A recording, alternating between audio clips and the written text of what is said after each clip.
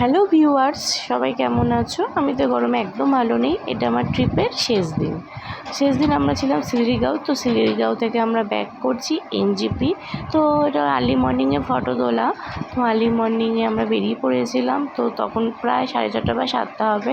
তো ফটো তুলে আমরা হোমস্টেকে বিদায় জানিয়ে আমরা পৌঁছে গেছি লাভা মনেস্ট্রিতে। তো লাভা মনেস্ট্রি কালিম্পং জেলায় অবস্থিত।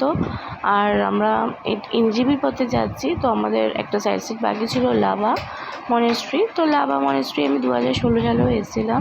তো পুরোনো মেমোরিগুলো একটু ঝালাই করে নিচ্ছিলাম। তো খুব মনে পড়ছিল 2016 সালে ফ্যামিলি নিয়ে এসেছিলাম। তো এটা লাভা মনেস্ট্রির রাস্তাটা একটু অনেকটা হেঁটেই উঠতে হয়। তো বেশ ভালো লাগছিলো। বা ওখানে খুব গরম, আমার তো একদমই ঠান্ডা লাগেনি, কারণ ওখানে লাভাতে ঢুকতেই মানে একটা গরম গরম ভাব ছিল। তো এটা লাভা মনেস্ট্রি পুরো কি সুন্দর তোমরা দেখতে পাচ্ছ, যেমন শান্ত, নিরিবিলি, পরিষ্কার পরিচ্ছন্ন, খুব সুন্দর একটা জায়গা। মানে মনে হচ্ছিল না যে ওখান থেকে ফিরে আসি, মনে হচ্ছিল ওখানেই মানে থাকি। এত সুন্দর শান্ত পরিবেশ একদম। তো ওখানে একটা স্কুল ছিল, মানে ওখানে প্রেয়ার করানো হয়, পড়াশোনা হয়। স্কুলে সব লামাগুলো ওখানে পড়াশোনা করছিল পালি ভাষায়। আমরা সবাই জানি বৌদ্ধ ধর্ম পালি ভাষায় পড়াশোনা হয়। তো পালি ভাষায় পড়াশোনা করছিল।